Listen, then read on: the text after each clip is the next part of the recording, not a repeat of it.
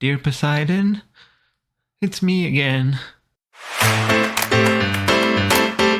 quick spoiler warning for anyone who doesn't want to have anything about the movie revealed before seeing it themselves, as I'm going to go over some things. My quick thoughts are basically see it if you want to see it, but make sure you don't pay because it's not worth your money. Now let's get into it.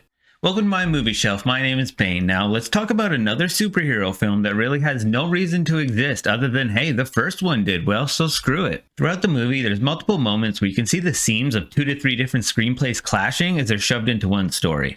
This was another film that Warner Brothers clearly rushed out before it was ready, and the final product shows it. The returning director is once again James Wan. He's the same person that brought you the original Aquaman movie, but some of you may know him more for his work in the horror genre. He's responsible for films like the first Saw, Insidious, Conjuring, Dead Silence, what I consider to be his scariest film, Furious 7, and most recently with Maltegent.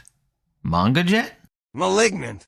And just like the first film, Jason Momoa is the person leading the Atlantean Kingdom as Arthur Curry, aka Aquaman.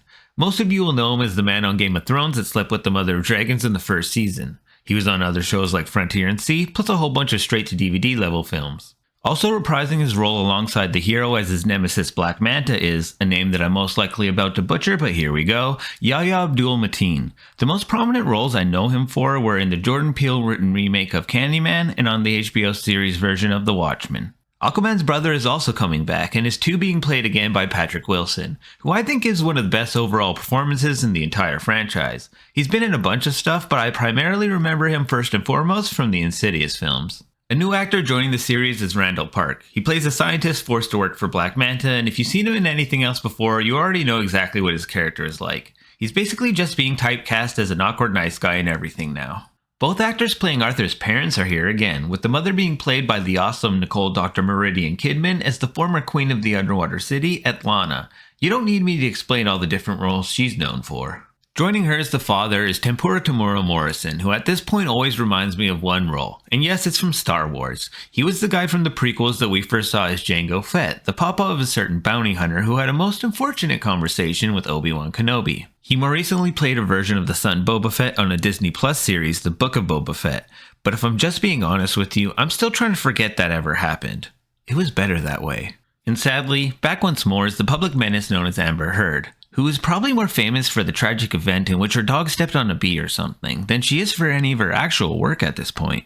Now a quick PSA for any of you Willem Dafoe fans out there like me that were kind of hoping to see him back as Vulko. Not only is he not in this film, but they did him about as dirty as you can, giving him the dreaded off-screen death that's relayed to us in a throwaway line by some stupid throwaway character. James Wan, how dare you! Rest in peace, Vulko. We hardly knew thee. Now you might be thinking, what kind of places will you be visiting in an underwater film? Well, surprisingly, not that many spots in the ocean we haven't already seen before. Most of it's just random weird locations above water they go to just to do something random and immediately move on to the next place. The locations themselves are just a cycling of sets we'll never see or care to see again. It's just window dressing for the moment. And another thing, I don't know why I'm supposed to care about Aquaman when Momoa himself doesn't at this point. For years, he's really just been trying to play Lobo in a project, imitating him in every role he does to the point where his acting depth is more tied to the variety of woos and squeals he can fit into a performance, which sucks because he's not a terrible actor. Even this movie has a scene of him riding a motorcycle in circles while wooing. One of the main cruxes of the story is based around this misplayed idea that the brothers are not getting along while forced to do this team up to save Atlantis, pushing this thought that, oh no, there's no way they'll ever be able to work together to accomplish their task. What are we going to do? Oh look, they're best friends now. At no point even for a second did it ever feel like there was any other outcome than them bonding over the differences they have. Lame. Remember to like, share, comment, and subscribe for more TV and movie related videos. Well, if the acting is generic and the story/characters are lame, did they at least do a good job with the visual effects? You know they didn't. Let's just start with the suits, for instance. Sometimes they look normal-ish.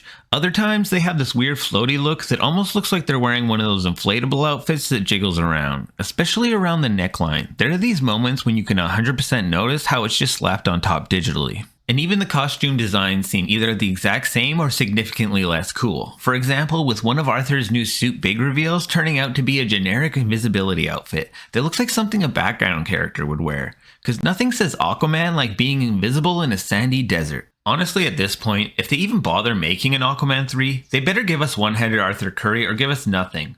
Losing his hand would not only be a huge moment of character growth, but also show the cost of being a hero that most movies straight up ignore. Plus, it looks cool. Even Manta's suit is less interesting to me, where in the first film, it's a tactical, realistic looking set of armor that gives off a military style. Yet for some reason, he too has to have this new inflatable looking outfit.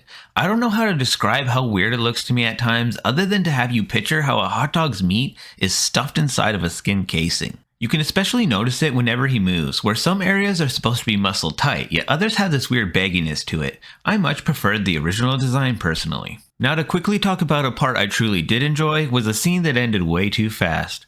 Where inside Aquaman's home, Manta is standing in the dark shadows, and you can just see the subtle red glowing parts of his armor. It channels the horror vibes James Wan is known for better than any other moment, and would honestly make for a more compelling villain if they did more things like this. Wait, wasn't Black Manta one of the cooler characters in the first movie though? Yeah, but here's the thing. Before, he was Black Manta. But you see in this film, he's playing Bitch Manta. Let me explain. His entire arc in this story is trying to kill Curry and his family after the death of his own father, who Arthur could have saved but didn't. And yet that being said, no one dies. He had Ocean Pa dead to rights and let him live. Had Ocean Ma in his sights just to hesitate, so she lived too. Had Ocean Baby within his grasp only to spare him cause Aquaman needs to watch or something? Ocean Bro could have easily been done in, but once again Manta hesitates. I mean, he even had her lined up and just didn't finish the job. He literally had an opportunity to squad wipe Team Curry and just didn't cause, you know, bitch Manta. But don't worry, that's not all. He literally spends the entire movie being a mental doorstep for a forgettable PS4 game villain. Cause who needs quality written bad guys when you can replace that with a wave of terrible basic looking zombie-like humanoids? Why would anyone want to see a mash of barely passable CGI as your big fight, instead of having two well-trained actors face off in an actual physical duel? Why even get these actors bulked up if everything they do is fake as hell anyway? Look at this image and tell me this is from a live action film and not a completely animated one like the 2001 Final Fantasy movie. You can't, can you? And that came out over 20 years ago now. He looks as much like Gerard the Completionist as he does Momoa. And how does the underwater hair effect somehow look worse than it did in Aquaman 1? Like, just look at this shot. They literally have Homeboy looking like a straight up Marge Simpson in this. Like, why? It don't look cool. Staying on the topic of things I don't quite understand, let's talk about Atlantean Powers. So I get the idea of ocean people stronger in ocean, but there's a scene where Orm is looking skin and bones level of skinny. He lays on a beach and a single wave goes over him and he's instantly a buff tank again. But muscle is built by straining the tissue so it heals back stronger than before, more or less. So by this logic, is the water rebuilding his muscle tissue in the blink of an eye? Wouldn't this then make Atlanteans basically invincible in water since it would instantly repair any damage that was sustained? I'm probably just overthinking it, but it seems odd to me and I don't like it. Now what about the king dilemma?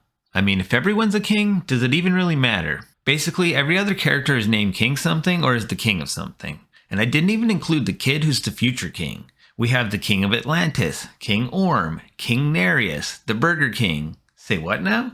Oh wait, the Brine King, who even though isn't in the story much, still manages to be one of the better side characters. Who is expertly voiced by someone Lord of the Rings fans will know quite well in John Rhys Davies, who not only played Gimli but provided the voice work for Treebeard as well.